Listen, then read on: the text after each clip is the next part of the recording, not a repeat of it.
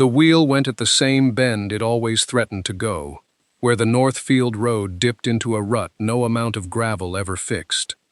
September 1879. Wheat dust hanging thick in the air, gold-brown and gritty, catching in the back of the throat. The kind of heat that sits on a person's shoulders, even in the last week of harvest, even when the mornings had started coming in cooler. He heard it before he saw it, a crack low and final, wood giving all at once, and then the wagon canted hard to the left, sacks of grain sliding, the mule stumbling forward before settling. She was down off the seat before the wagon had finished tilting. He knelt in the dirt beside the wheel, one hand flat against the rim, the other testing the spokes where they'd split clean through near the hub. Dust settled on his forearms. He didn't look up right away. "Same spot," he said. She stood over him with her hand shading her eyes, though the sun was behind her. Her shadow fell long across the rut, across his shoulders, across the broken wheel. "I know it," she said. Neither of them said anything else for a moment. The mule shifted its weight. Somewhere behind them, two men from the Hollis place were working their way down the next row with scythes, the sound of it steady and unhurried, unaware that anything had happened at all. This was the exact place, the exact rut, the exact bend where the road narrowed against the fence line, where her husband's wagon had gone over a year before, where the wheel had caught wrong, and the whole load had come down on him before anyone in the field even understood what the sound had meant. She had not driven this stretch since, not once. Today she'd taken the reins herself, because he'd been up since 4 loading the far field, and someone needed to bring the second wagon round, and she'd told herself it was just a road, just dirt and gravel, like any other road in the county. He set his palm against the broken spoke a moment longer than the work required. Then he stood, wiped his hand on his trouser leg, and looked toward the wagon bed, then back at the wheel, doing the arithmetic a carpenter does without meaning to. What could be salvaged? What needed replacing? How long before dark? "I'll need the spare iron," he said. "Back at the barn." She nodded. She did not move yet. The scythe sound carried on behind them, patient, unbroken, the field emptying itself row by row into the wagons the way it had for 8 months now, ever since a bargain struck in a dry September a year past, before this one, had turned 2 strangers into whatever it was they had become by the time the wheat came ripe again. She looked down at the rut, at the wheel lying broken in it, and did not say what she was thinking. He picked up his hat from where it had fallen and did not ask. September before this one, the ground at Barrow Creek had been dry enough to crack underfoot, and she had stood at the edge of it in a black dress, borrowed from a woman 2 farms over, watching 6 men she barely knew lower a box into a hole that seemed too narrow for what it was meant to hold. The Reverend said what reverends say. Ashes, dust, a life returned to the soil that had fed it. She did not cry. She had told herself in the wagon on the way there that she would not, and she kept that promise, the way she kept most of them, quietly, and at some cost no one else could see. Behind her the town stood in loose clusters, hats in hands, and she could feel them watching the back of her neck the way people watch a house that might catch fire. 160 acres, no brothers, no sons, a husband 4 days dead of a fever that had come on fast and left faster, and a wheat crop half planted in ground that needed turning before the frost. The county clerk's wife touched her elbow after, said something about arrangements, about what a woman in her position might consider, a sale, a lease, a return east to whatever family she still had a name in common with. She said she would think on it. She did not say she had already thought on it, lying awake the night before with the lamp burned down to nothing, doing arithmetic of her own, what the land was worth standing empty, what it was worth worked, what the difference bought a person who had nothing else left to spend. She rode home alone in the wagon her husband had built with his own hands 2 summers past fields gone the color of old rope, past the fence line he had meant to mend before the fever took him. The dust rose behind the wheels and did not settle for a long time. At the house, she did not go inside right away. She stood on the porch step, the same step that would, 8 months on, no longer creak, though she did not know that yet, and looked out at the acreage, the way a person looks at a debt they cannot pay, and cannot walk away from either. There was a name in town, she remembered. A carpenter, unmarried, come through the year before to build the Hollis barn, and never quite left, taking work where work was offered, and sleeping some nights in the loft above the livery when it wasn't. A man with steady hands, and nothing to his name but a toolbox and a horse. She did not know yet that she would send for him. She only knew, standing there with the dust still settling on her borrowed black dress, that the field would not turn itself, and that pride was a thing a person could afford only when they had something besides land and grief to live on. 11 days later, the church bell at Miller's Crossing rang the noon hour and let out a congregation that had come to bury the Hastings boy, dead of the same fever that had taken most everyone that August. The churchyard was full of black dresses and men in their one good coat, standing in clusters the way people stand when they are relieved it was not their own. She stood near the fence with her hands folded in front of her, chin level, the way she had learned to stand since March. She had come because not coming would have been noticed more. He came across the grass from the direction of the livery, hat in hand, boots dusty from the walk. He had heard, the way everyone in a town that size heard everything eventually, that the widow out past the North Road had 160 acres of wheat going to seed, and no one to bring it in. He did not lower his voice. "You've got land and no hands," he said. "I've got hands and no land." A woman near the church door turned her head.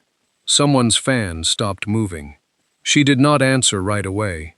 She looked at him the way she had looked at the field the day of the funeral, measuring what it would cost against what she had left to spend. "Wage," she said finally, "and a share of what comes in. Not half, a third. A third's thin for a season's work. It's what the land can carry this year. Next year we'll see if there's a next year." He turned his hat once in his hands, considering, though anyone watching could see the considering was mostly for show. "Barn," he said, "not the house. That was already decided before you opened your mouth." A small sound came from somewhere near the fence, not quite a laugh, quickly smothered, from one of the Hollis women, who would repeat this exchange at supper that evening with considerable embellishment. He nodded once. "Loft's got a stove already. I'll want to see the fence line before I say when I start." "Monday," she said. "The wheat won't wait on your looking." "Monday, then." Neither of them offered a hand to shake on it. It was not that kind of bargain, and both of them understood that shaking hands over a widow's field, in a churchyard, 11 days after her husband went in the ground, would have given the whole town something worse to say than what they'd already say. She turned first and walked toward the wagon she had borrowed from the Hollises, her back straight, her steps even, giving nothing away to the eyes she could feel on her shoulders. He stood a moment longer, turning his hat again, watching her go the way a man watches weather he has decided to work through regardless of what it costs him. Then he put his hat back on and went to find out what tools the barn already had, and what he would need to bring himself. The wagon wheel gave out at the bend where the fence line dips toward the creek, the same stretch of road that had taken the axle the year before, though neither of them said so out loud. The wood cracked with a sound like a rifle going off in a closed room. The boy, up on the seat beside the grain sacks, grabbed the rail and went quiet. He was down off the buckboard before the dust settled, already crouched at the wheel, already running his thumb along the split rim to find where it had given. He didn't ask for help. He went to the toolbox bolted behind the seat and took out the iron, the same forged iron he'd carried in his coat pocket back in September, when he'd first walked the fence line to see what needed fixing before he'd say when he'd start. He'd used it on the barn door hinge in October, when the frost had swollen the wood tight enough that the door wouldn't close against the wind. He'd used it again in January, on the stove flue, when the pipe had rusted through and let smoke back into the kitchen, until her eyes watered, and she wouldn't say a word about it, just kept setting the table like the room wasn't full of smoke. Now it was May, and the wheel had gone. The boy climbed down and came to stand at the fence, close enough to watch, far enough not to be in the way. He had learned that distance without being taught it. He rested his forearms on the top rail, the way the men in town did outside the feed store, though he was not yet 10 and had no business standing like that yet, and no one told him otherwise. "Same iron," the boy said. He didn't look up. Same iron. Third time. He set the tip of it against the split and worked it in, slow, testing the give of the wood before he pushed. "Things break where they've already broken," he said. "Wood remembers a crack even after you've fixed it. Comes apart easier the second time. Third time, easier still." The boy considered this the way boys consider things that sound like they might be about something else. He didn't ask what. He watched the man's hands instead, steady, unhurried, the same motion he used on hinges and flue pipe, and once, in March, on the leg of a chair that had wobbled since before he'd come to the place at all. The wheel came free of its worst damage in under 10 minutes. He set it against the wagon bed to dry the glue he'd smeared along the seam, then straightened and looked back down the road toward the bend, toward the creek, toward the exact place the ground dipped the way it had dipped the September before, when a different wagon had gone over, and a woman had stood in a churchyard 11 days later, with her chin level and her voice even, offering land to a man with nothing but hands. He didn't say any of that to the boy. He put the iron back in his coat pocket, where it had ridden for 8 months now, and reached for the reins. October came in dry, the way the whole year had been dry, dust rising off the road in thin sheets whenever the wind found it. He arrived with a wagon of tools and a bedroll and nothing else worth naming. She met him at the gate and did not offer to shake his hand. "Barn's got a stall at the back," she said. "Roof doesn't leak over it. I checked." "You checked?" Wasn't going to offer a man a leaking roof and call it hospitality. He carried his things in himself. The stall smelled of old hay and horse, and he swept it before he laid the bedroll down, though no one had asked him to. Through the gap in the boards he could see the house, the kitchen window yellow with lamplight until late. That first night she called him in for supper, and afterward did not clear the table. Instead, she set down a ledger book, its cover cracked at the spine, and opened it flat with the heel of her hand. "We should keep account," she said, "so neither of us wonders." Wonders what? What's owed? He sat. The lamp between them threw more shadow than light, and she wrote by it anyway, her hand steady, the pen scratching in a way that filled the silence better than talk would have. October 3. Fence repair, West Line, for hers. October 4. Well pump, new leather, 2 Hertz. October 4th. Bread, mending, his shirt, torn sleeve, 1 HR. She did not look up when she wrote her own hours in beside his. He watched the pen move and said nothing, because there was nothing in the arrangement that called for saying anything. This was the shape of it, hers for his, recorded plain, the way a debt is recorded plain, without ornament, without apology. "You don't have to write down the mending," he said. "I said we'd keep account. That's not labor, that's a shirt. It cost me time," she said, and did not look up again, and he understood the conversation was finished before it had properly opened.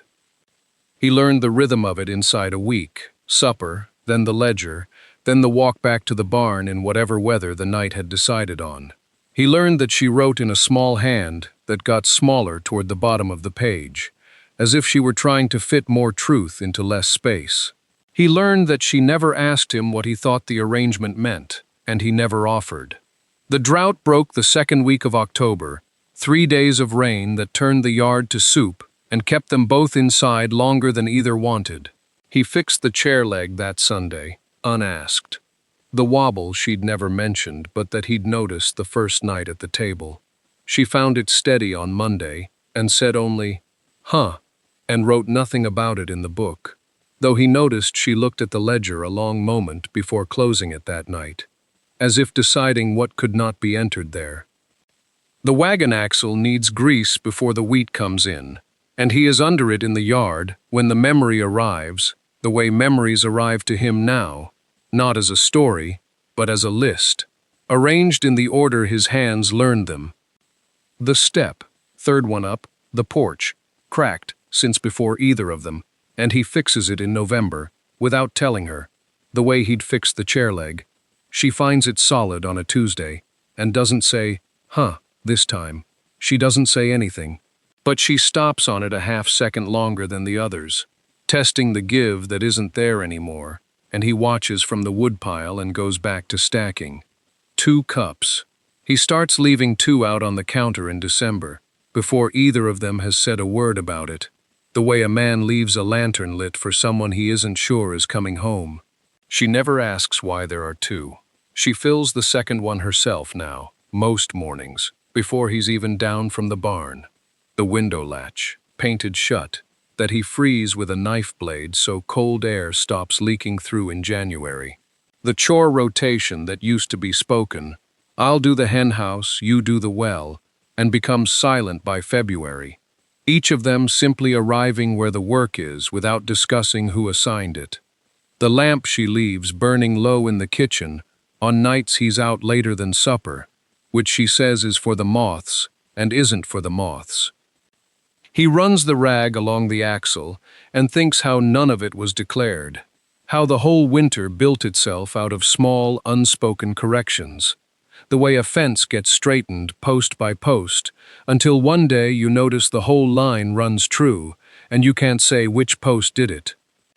The ledger sat on the shelf through all of it, and by January she'd stopped opening it more than once a week, and by February the entries had gone thin, a line here, a half-sentence there, dates without amounts, as if the numbers themselves had grown embarrassed. He wipes his hands on his trousers and checks the wheel bolts, the ones that will matter most once the loaded wagon starts down toward the grain house. He does this out of habit, not premonition. Nobody remembers a road until something happens on it. She comes out with coffee she didn't have to bring, sets it on the fence post without a word, and goes back to the tomatoes she's been staking since sunup. He watches her go. He picks up the cup.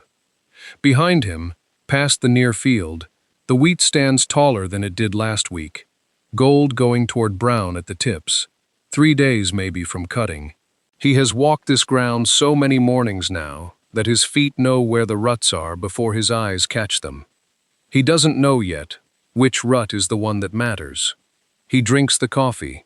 It's the same as always, a little too strong, the way he's stopped mentioning he likes it. December comes in hard, ice on the trough by the second week, and the boy arrives on a wagon that isn't theirs, sent by an aunt in the next county, who can't feed one more mouth through winter. He's 8, maybe 9, quiet in the way of children who have learned that quiet keeps you fed. He carries a flour sack with 2 shirts in it and nothing else. She doesn't ask questions in front of him. She shows him where to hang his coat, where the privy is, that the second stair creaks, and to step wide of it at night. He nods at everything, like a man twice his size, taking instructions, filing them away. The gate hinge seizes that first week, frozen stiff, and the gate hangs crooked off one bolt in a wind that keeps trying to take it the rest of the way. He goes out with the wheel iron, because it's what's in his hand, works the pin loose, taps the hinge plate back true, while his breath goes to smoke in front of him. The boy stands at the porch rail and watches the whole thing without a word, the way he watches most things, from a short distance, judging whether it's safe to come closer. When the gate swings even again, the boy asks if it'll hold. "Long as nobody kicks it," he says. The boy doesn't smile, but something in his shoulders comes down an inch. After that, the boy starts following him around the yard at a fixed radius, never underfoot, never quite gone. He hands up nails before he's asked for them. He watches him check the tool count at the end of each day. Same number out as number back. And after a week of this, the boy starts doing it himself, lining the hammers up by the shed door like a small soldier reporting for inspection. It's the boy who finds the ledger first, in the front room on the shelf where she keeps it, and he doesn't touch it, just looks. Weeks later, drying dishes, she hands him one at a time. He says it out loud, careful, like he's been turning the thought over. The numbers never go past what's owed, never under either. She doesn't answer right away, wipes a plate twice that doesn't need it. That's how it's kept, she says finally, even. The boy considers this the way he considers everything, filing it next to the hinge and the tool count, and the man who eats standing at the stove some mornings, because he won't sit until he's asked twice. Outside, the wind picks up against the mended gate and holds it, and inside the boy goes back to drying, quiet, watching them both without seeming to, the way children do when they've decided a house is worth understanding before they trust it. September again, 8 months gone since the first bargain, and the wheat stands gold to the fence line under a sky with no clouds in it anywhere.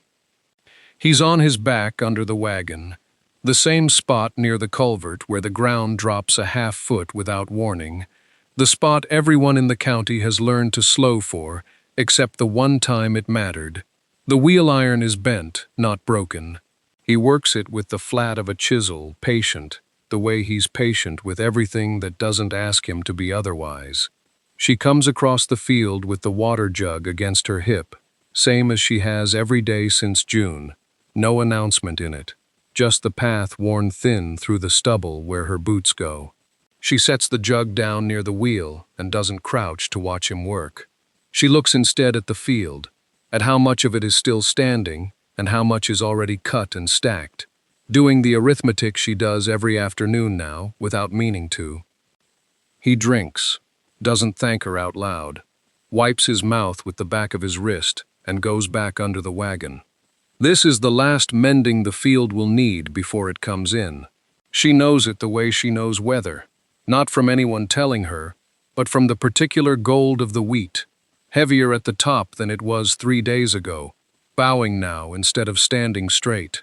Another week, 10 days if the rain holds off, and it will be cut and threshed, and this ground will belong to no one but the winter.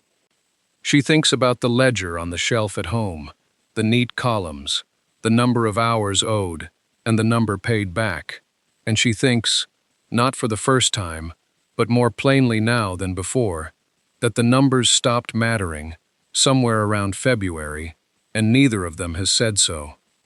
The boy is at the shed with the hammers lined up, she knows without looking, because that is where the boy is most afternoons now, keeping his own kind of ledger, one that doesn't need paper.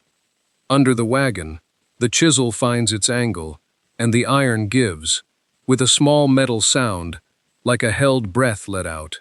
He slides free, sits up, wipes his hands on his trousers, looks at the wheel, looks at the field beyond it, close to ready, closer than it's been all year.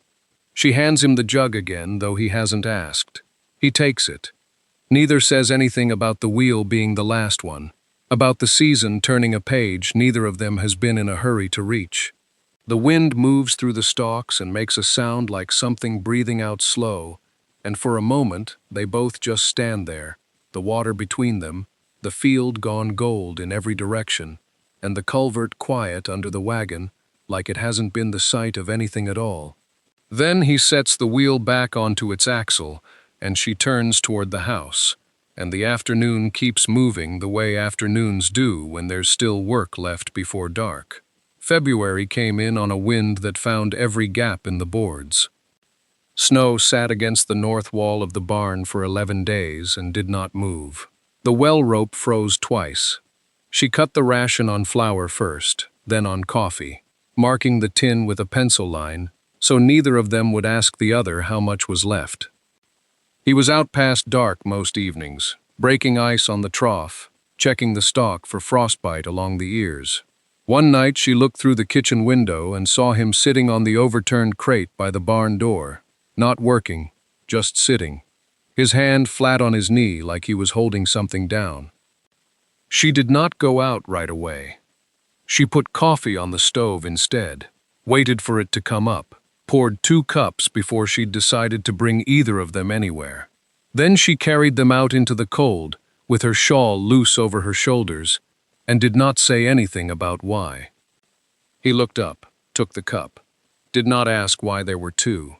She sat on the crate's edge beside him, not close, the steam off both cups going up into the dark the same way. Neither spoke.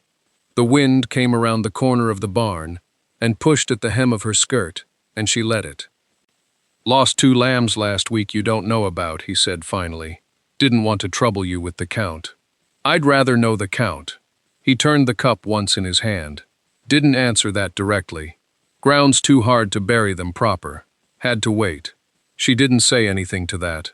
There wasn't a practical thing to say. She just sat with him while the cold came up through the crate and through her boots. And when he finished the coffee, he didn't get up right away either. And that was the whole of it. No more words needed or offered.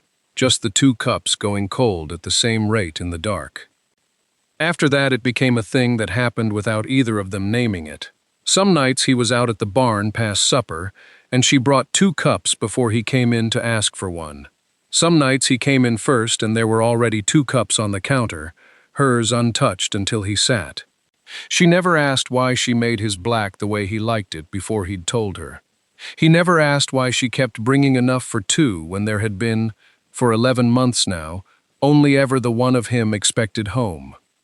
The boy noticed before either of them did, started setting out 2 cups himself some mornings, without being asked, and neither one corrected him. Supper that night was beans and cornbread, and the last of the ham he'd traded a morning's fence work for. The boy had washed his hands without being told, which was new enough that she noticed it, and he sat between them, with his elbows tucked the way she'd taught him, and outside the window, the light was going long and orange across the yard. The carpenter reached for the cornbread first. She reached at the same time.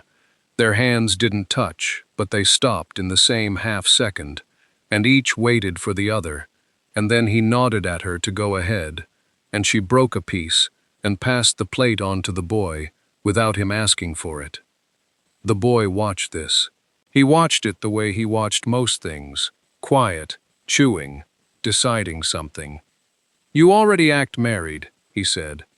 He said it plain, the way children say true things, not as an accusation and not as a joke, just an observation, set down on the table between the beans and the ham, like it belonged there. Neither of them moved. The carpenter's fork stopped an inch above his plate. She had gone still with her hand still holding the cornbread plate, not yet set down, and for the length of one breath, the kitchen held nothing but the sound of the stove ticking as it cooled. Outside, wind moved through the yard and rattled the loose shutter he'd meant to fix and hadn't yet. Then his fork continued down. Hers set the plate on the table, gentle, no sound to it. She reached for her coffee. "Eat your beans," she said to the boy, and her voice came out even. The way it always came out even. And if there was anything underneath it, she did not let it surface where either of them could see. The boy shrugged, already bored with what he'd said, already reaching for more cornbread himself, the observation cast off as easily as it had been made. The carpenter did not look at her. She did not look at him. They ate the rest of the meal the way they had eaten every meal that winter. Practical, unremarkable. The scrape of forks and the boy's small talk about a dog he'd seen at the Hendersons, filling the space where the silence might otherwise have sat too heavy. But when she rose to clear the plates, she found she had cleared his before her own, out of habit, and she stood there a moment holding both, looking at nothing in particular, before she carried them to the basin and did not turn around right away. April came in wet, then dried hard within a week, the way it did most years, and the ground turned workable almost overnight. He was out at first light with the plow horse she'd kept through the winter, on nothing but hope, and rationed oats, and by the second morning, the field behind the house showed its first long dark lines, turned earth against the pale stubble of last year's growth. She kept the ledger on the shelf by the door. Hours in, corn seed accounted for, the price of the plow blade he'd had resharpened in town. The numbers had stopped meaning what they meant in September. She wrote them anyway. Some habits outlast their purpose before a person notices. The boy trailed him some mornings, carrying nothing, asking questions about the horse, about the furrows, about why the dirt smelled different, wet than dry. The carpenter answered him in the same economical way he answered everything, 3 words where another man might give 10, and the boy seemed to take this as a kind of attention worth having, because he kept coming back. She watched from the kitchen window some days. Other days she was in the field herself, dropping seed into the rows he'd opened, her skirt hem gone the color of the ground by noon. One evening in the 3rd week, she came out onto the porch to call them in for supper, and found the sun still up, low and orange, laying long shadows off the fence posts. He was at the far end of the field, alone, the horse unhitched and grazing loose nearby, and he was walking the last row on foot, bent now and then to press a hand into the turned soil like he was asking it something. She did not call out. She stood instead with her hand on the porch rail, the wood worn smooth there from 4 years of hands before his, and she watched him work in a light that made the whole field gold, and made him small and dark against it, unhurried, moving the way he always moved, like there was no clock anywhere that mattered to him, but the one the ground kept. The boy's voice came from inside, asking was supper ready. Soon, she said, but she did not go in. She stayed at the rail longer than she had cause to, past when the light thinned and the shapes lost their color, past when he'd have noticed her there if he'd turned. He didn't turn. He kept working the row until it was too dark to tell dirt from shadow, and only then did he start back toward the house, and only then did she finally step back through the door, unhurried herself, as if she had not just spent the better part of an hour learning the exact way he moved when he thought no one was watching. The wagon lurched at the low bend by the creek, 2 days later, the wheel dropping into a rut worn deep by a year's rain, and she felt her stomach go before she understood why. She knew this ground. She had knelt in it once, with her husband's blood cooling under her hands. He was down off the seat before the wagon had settled, already crouched at the wheel, already working the iron free. He did not ask if she was steady. He did not look at her the way people looked when they knew a place's history and wanted credit for remembering it. He set the jack, angled his shoulder under the axle, and worked. She stood where she had stood before. The light was the same September color, low and thick, the kind that made the wheat rows look like something poured rather than grown. Same spot, she said. I know, he said, not stopping. The wheel came free, with a sound like a held breath let go. He turned it in his hands, checking the rim, and set it against the wagon bed, the way he set down every tool he'd ever finished with. Final, unceremonious, already thinking of the next thing. She had 8 months of not saying folded up, somewhere behind her ribs. She had watched him fix the porch step in March, without telling her, had watched him leave 2 cups out in June without asking, had watched him work a field in July like the ground owed him nothing, and he owed it everything. She had carried all of it the way a person carries water across a yard. Careful, not spilling. Stay past the harvest, she said. He straightened. He did not go still the way men go still in stories. Dramatic, waiting for music. He just stopped moving his hands, which for him was the same thing. Already was, he said. Neither of them said anything else. He picked the wheel iron back up, checked the pin once more out of habit, and they walked the wagon the rest of the way home together, the horse's hooves loud in the quiet. That night, She took the ledger down from the shelf, the one with the hours tallied in her hand, and his, debts of labor neither of them had ever actually collected, and she tore it in half without ceremony, the way he tore boards he didn't need. She fed it into the stove, page by page. He watched from the doorway, not stopping her, not helping her either. After, they walked the wheat rows in the last of the light, saying nothing, the field gold and darkening, the house behind them with its lamp already lit, waiting.